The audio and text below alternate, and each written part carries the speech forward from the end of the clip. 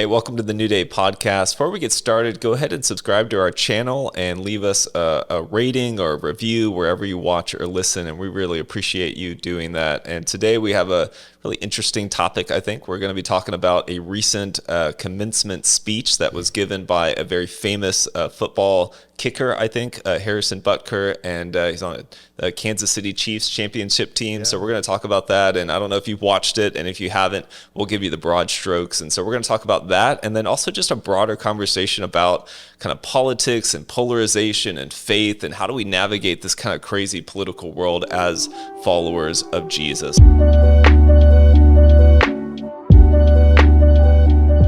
So, John, why don't you take us into it, man? Tell us what happened. Give us the broad strokes for anyone who may have missed it. Yeah, so apparently what happened was there was a well-known kicker on the Chiefs, and they're Super Bowl champions, and he gave a commencement address, which is like a graduation speech at a college, and he says some things that were, I guess, controversial, and so which we're going to react to it. So we actually just went and watched the whole thing, both of us. And because, it's like classic, like a lot of people are freaking out about it. A lot of people don't care. I think a lot of people are checked out. But I saw a lot of people posting about it. I heard about it in the news. And so I'm like, okay, so what really happened? And it's been a while since one of these things has popped off. And so I'm like, all right, let's do this. So we both went and listened to it. You can find it on YouTube. It's about 20 minutes long. And, I think we'll talk about our reaction in a second. But he's a conservative Catholic guy who gave a commencement or graduation speech at a small private Catholic college in Kansas, which I think is important to note. And yet, as we'll talk about in a little bit, it was a very unique commencement address. Yes. And so he is talking about things like he's mentioning things like COVID lockdowns, like how priests maybe should or shouldn't do, talking about boldness, talking about like at a commencement address, talking about the value of being a wife and mom, which is a wonderful thing. But he's kind of throwing in a lot of things that maybe are kind of unusual to talk about at a commencement address. And so, but as far as I know, the audience he's talking to probably affirms what he is saying. And so I don't think in the room it's like probably as crazy of a thing that he's saying. But you can imagine when the, like New York or LA media get a hold of this and hear this and don't have context for where it is, they would kind of think about that. So it was a commencement address that covered a broad range of topics from a Catholic guy who's known for being outspoken, that when the general media began to share it, people began to kind of react to it very strongly. And so those who are more on the left began to say things like he's talking against women and he's telling women to get back in the kitchen or things like that. People didn't like that he was talking about kind of being pro-life. And so they're like saying, like, obviously he's like against like women's health care, type of a thing. That narrative is getting out there.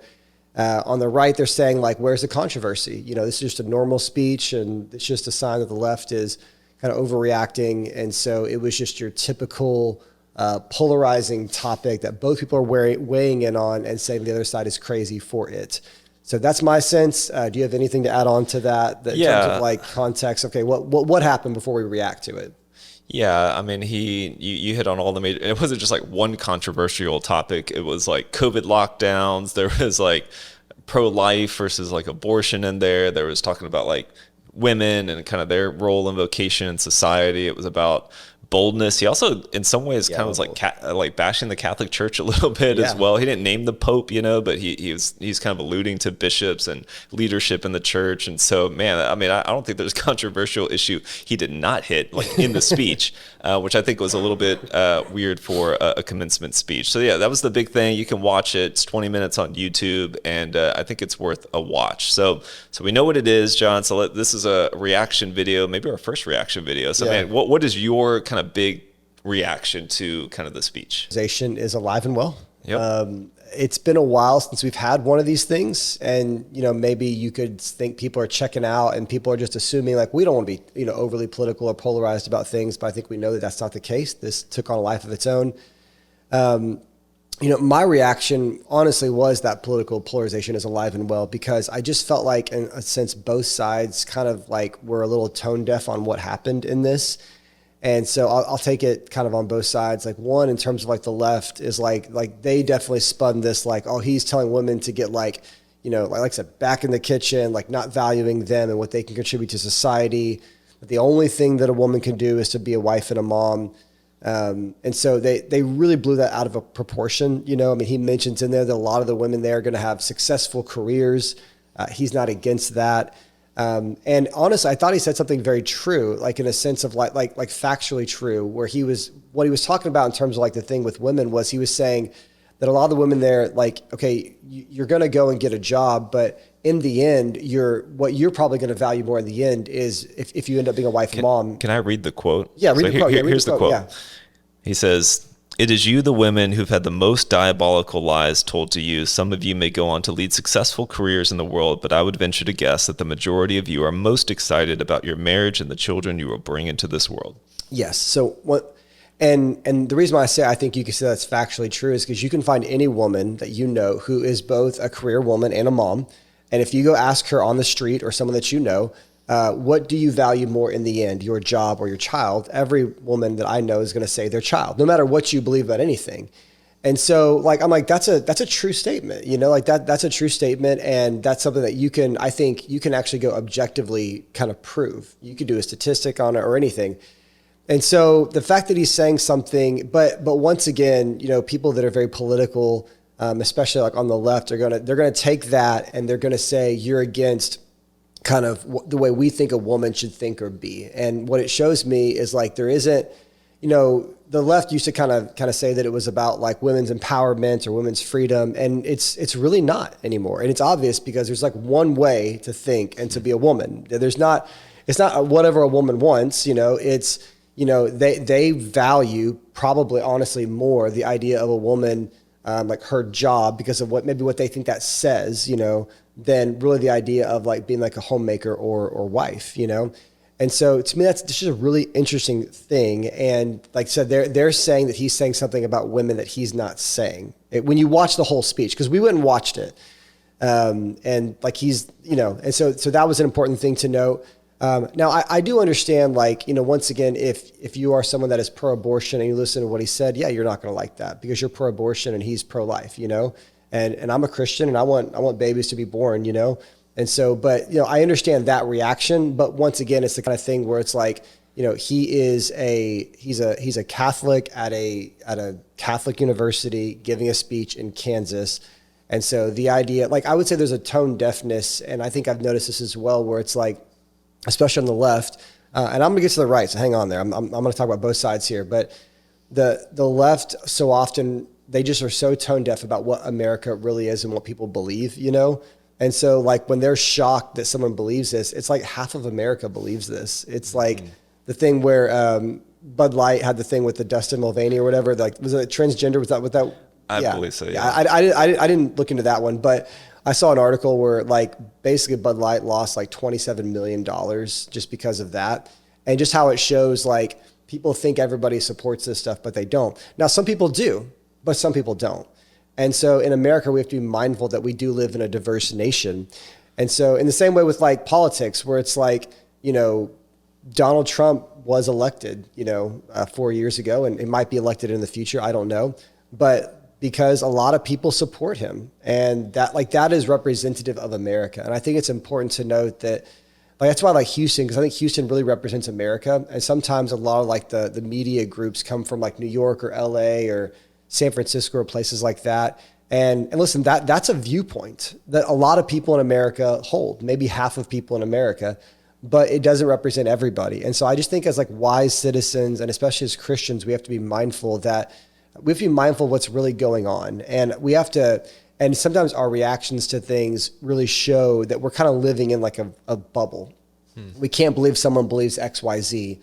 And so anyway, so that was an important thing to note, where it's just like, like supposedly statistics would say half of America is pro-life. And so the idea that somebody would react like that, it shows, I think they live in a bubble. So, but let's talk about the other side in a second, or now. So the right, so at first it was like, this is a horrible speech, it's bashing women, which I don't think is true. then the more kind of right media comes in and says, where's the controversy? Where's the controversy? Well, what's the big deal? It's just a nice, kind little speech of a guy that loves his wife. And where's the controversy? And like you said, I mean, dude, it was a controversial. He was talking about COVID lockdowns. Yep. It's a commencement address at a small Catholic college. He's talking about Catholic lockdowns.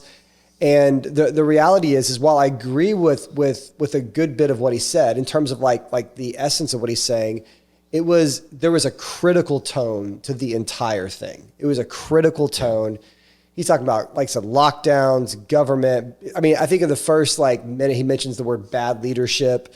Once in commencement address, we were supposed to say, like, as you head into the future, right. The future's full of potential and stay focused and you can do great things. And he's like, bad leadership in our country.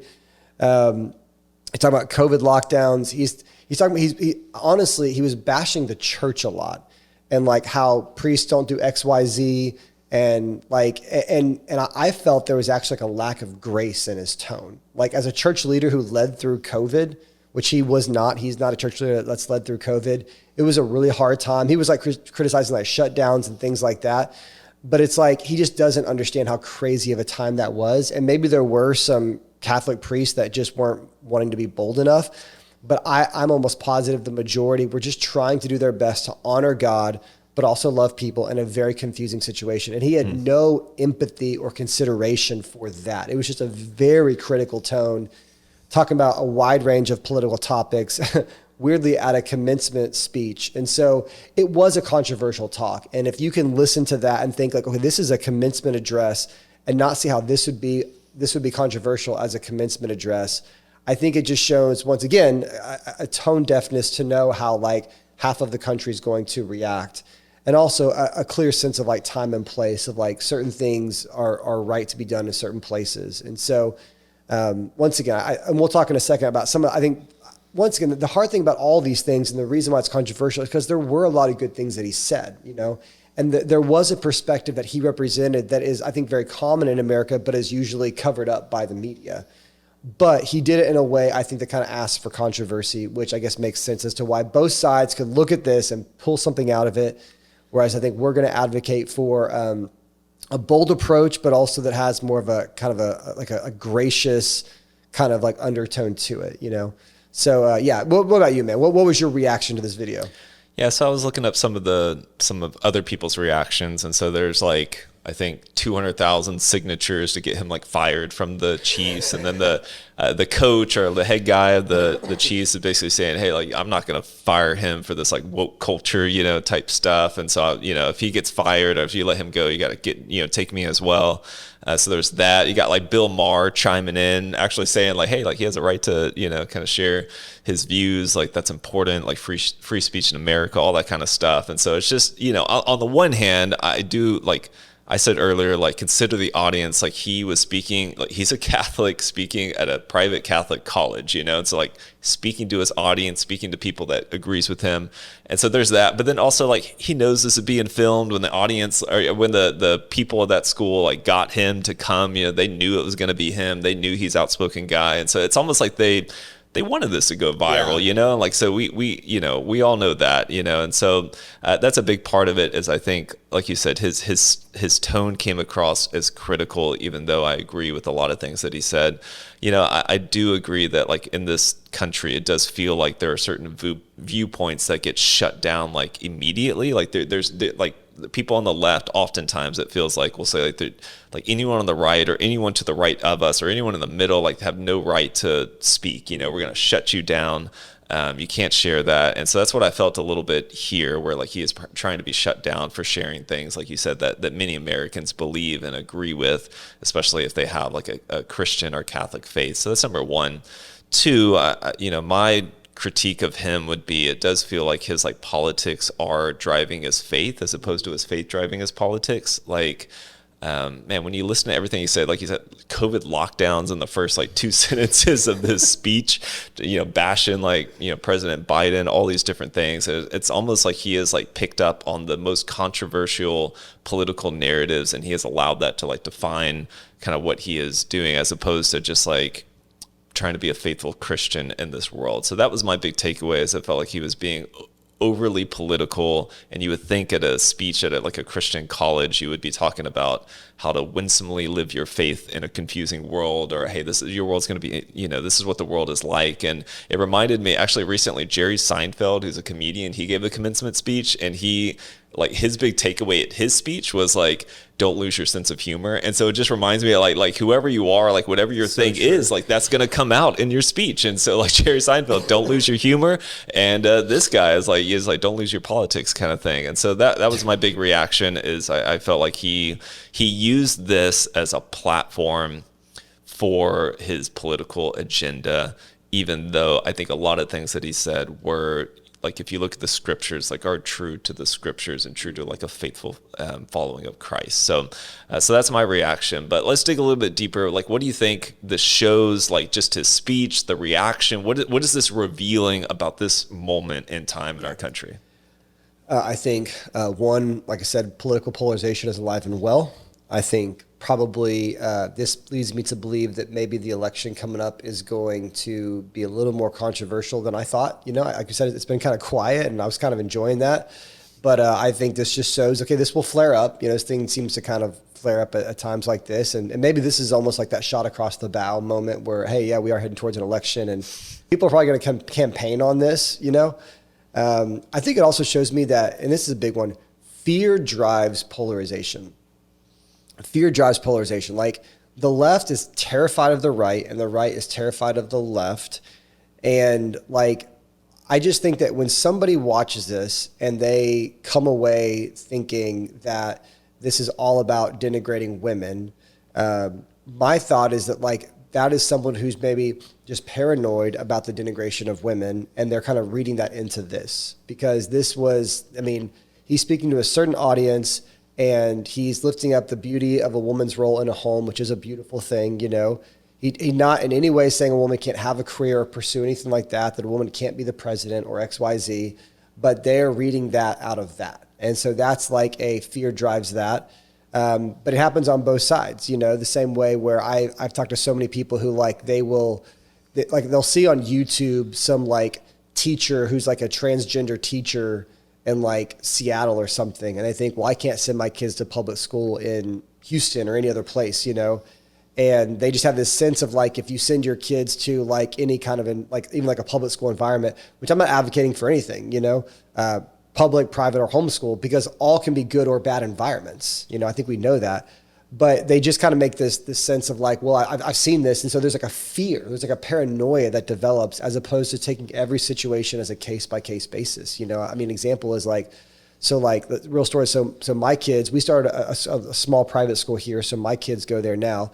But my daughter went to a local public school and like here in Houston, which is a very diverse, but honestly, Houston's a very city that leans to the left a lot. We haven't had Houston has not had a Republican mayor since the 80s. And so the suburbs are very, conservative, but the city tends to vote very, very liberal. And my daughter's teacher was a Christian, her first grade teacher at public school, and that teacher actually came to teach here now, so it's just like, they kind of, but there's a fear that begins to kind of blind everything that we see. And so I think that what it shows me is that polarization is alive and well, and there's a lot of just continual fear on both sides that I think blinds people's ability to really kind of see things for what they really are. But what do you think? I think you spoke to the main thing, which is the polarization, but also it reminded me of just like the downside and like the danger of like big platforms, especially when, it's like, consider the source, like he's a kicker for a football team. And like, it's like, thank you, Harrison, for speaking on all these issues. And he's like, I'm not a public speaker and I'm not a pastor, but I'm public speaking like I'm a pastor, like, okay. Well. Yeah. So I just think like in a weird way, like when you have a big platform, when you have a following, whether you're a celebrity or a singer or a politician, whatever it is, that like there's danger to that, because it kind of like in a weird way, like puts you in a place like of authority. And I feel like we as followers of Jesus should be like looking to to the scripture, to following the ways of Jesus, recognizing like we're only authority in as much as like we're following the one who has all authority. And so that's my personal take as a follower of Jesus. But then also just like in our culture, just so many people do position themselves as experts on issues when I think they really should recognize that things are a lot more complex than just like the simple soundbite culture that we do, that we have created like in our country, you know. And so that's my personal take on him, even though I enjoyed and liked a lot of things that he said. Like I wrote down some of the good things he said. He talked about kind of like absentee fathers and how that's like a big issue like in our country, and just how much better like homes are whenever a father is like present, you know. And so I definitely agreed with that. I think it's a really important point. And even as he spoke to women, I totally agree that, you know, like at the end of your life, you know, whether you're a dad or a mom, you got kids, it's going to be one of your defining legacies and things that you like really, really value. Even though, again, on the other side, I feel like he is a little bit out of touch when he's talking about the best thing is to be a homemaker in some ways, but then like he makes millions of dollars as a you know, and like his wife stays at home and he can do that, you know, where there's a whole swath of America where that is not possible, you know. And so just like, that's the problem with platforms. That's the problem with getting all your information from a little box on a screen, is that it can be simplified beyond like the reality. And so like, it feels like a lot of times the more local you get, more connection you have like with your local community and church and people who you know and love, like that's where you get like the real take and a more nuanced take on like kind of these things. So I already kind of dived into it, but I mean, what do you think as like followers of Jesus, for someone who's watching this, who is a Christian, who's like looking into this, or maybe just this political season, like how do you jump into that like as a faithful follower of Jesus? Yeah, I think, you know, because you said it, every issue is complex. Every speech like this is going to be complex, and there's going to be good things and bad things because none of us are perfect. Every sermon I preach, everything I do, it's a complex thing, and it just feels like the world has lost the ability to understand that. It's either good or bad. Mm-hmm. And the Bible teaches that you know, we all fall short of the glory of God. We are all sinners. We all make mistakes, and so it's like everything is complex, you know. And I think that as Christians, if we're looking at polarization and we're saying like, hey, listen, like it just seems like when we look at things from too political of a perspective or just purely from our political lens, we don't see the whole story. As Christians, we should try to see the whole story because we believe in truth. And if we're seeking the truth and considering everything and coming to a real conclusion, whether it being maybe it's clear or maybe it is nuanced, we should want to see the whole picture. And so I think my first thing is we should watch the whole video. Of whatever we're talking about, watch the whole video, listen to the whole speech, consider both sides. If you're going to say something, watch the whole thing. If you're going to post something on social media about it, that's why we wanted to go watch the entire thing before we did this video. Yep. You know, we have both seen it, you know, and we can probably at this point tell when someone is talking or posting about it, if they've actually watched the whole thing and considered the whole context of it, or if they're just like virtue signaling their side of the political aisle. We can tell that at this point. And so I just think as Christians, we should be diligent, we should be mindful, and we should be, second thing, we should be able to speak truth to whichever side it, you know, might contradict. Yeah. And so we should be able to say that, because here's the thing, if you only ever agree with one side of like the aisle on something, you have basically rendered yourself useless. You know, your voice means nothing because you have nothing to contribute because you're just going to, you know, say whatever the talking point is on that side. So we don't ever need to hear from you because we know what you're going to say on something because you're going to be given your marching orders and you're going to say it and you're going to think that and believe it. But in reality, what makes us be able to contribute something is to say that like maybe I have something we haven't thought about yet, you know, or maybe I can see some of the nuance here and let me kind of contribute my voice to this. And so my thing is like you should be able to speak truth to either side. And listen, there's going to be things wrong on both sides. And that's why Jesus doesn't call us to be politicians. He doesn't call us to be, you know, just a part of one party. He calls us to follow him, you know, and that should be our primary thing. And so I think that just the ability to be able to speak truth to both sides is a very important thing for Christians. And listen, like our convictions will compel us usually to vote one way or another. And that's an okay thing, right?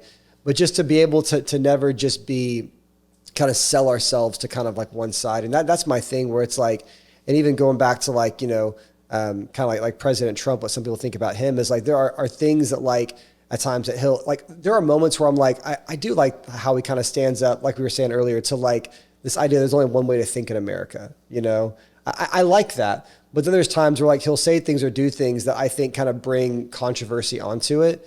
And to me, it just creates kind of like just like a mess, you know? And so I just think as Christians, we should want to kind of communicate truth, but also be mindful about what it looks like to do in a way that's actually effective, because we want to be effective. Last thing I'll say, kind of going back to his speech, is like, because some of the things I liked that he said, I mean, I liked how he talked about boldness. I think that's an important thing. We're called to be bold. I liked that he talked about, you know, valuing like life in the womb. I liked how he held up like the beauty of women that are called to stay home and to be homemakers in that way. I liked, I mean, even to a degree, his ability to kind of like speak truth to the church. I thought that was kind of a critical spirit in some ways, but I liked a lot of what he said. But it was all boldness, no grace. And it just reminded me that like in the scriptures, like we're called to be a lot of things. And I was called like a Bible stew. It's like, we're not just called to be bold. We're also called to be loving and grace-filled. And Jesus said they will know us by our boldness, no, love. You know, they will know us by our love. But we are called to be bold. And so once again, complexity, nuance, like the Bible calls us to a lot of these different diverse kinds of things. And so like, yeah, we need to be bold, but we also need to be loving. And so, yeah, how do those work together? And there's going to be kind of a mixture of that comes out in this thing. And so when people say like, well, I'm never bold, I'm only just loving and kind. Well, that's wrong, because you're not going to ever stand for truth. You're not going to be able to have a conviction, and you're just going to go with the flow of the culture. But we also know there's the person who's like, well, I just tell it like it is. You know, and when someone says that, it's like, that's usually like all boldness, no love, no grace, no kindness, you know. What do you say? Like being a jerk is not a fruit of the spirit, or something like that. Or seriousness, you know. But like the fruits of the spirit, that's a good point. Like love, joy, peace, patience, kindness, goodness, gentleness, self-control. Does that reflect you? And if that's like the fruit of the Spirit's work, then that should be seen in you. And so, yes, boldness, but yes, kindness, but yes, love, but yes, gentleness. And I don't know, how does gentleness and boldness go together? I don't know, but once again, and sometimes, especially in speeches, and I know because I'm a pastor, when you get a mic, you can have a level of power. Yeah. And that's why a lot of speakers tend to be bold in that sense, because you have the power, and you can tell when someone's, I'm going to say it. This is how it goes, you know?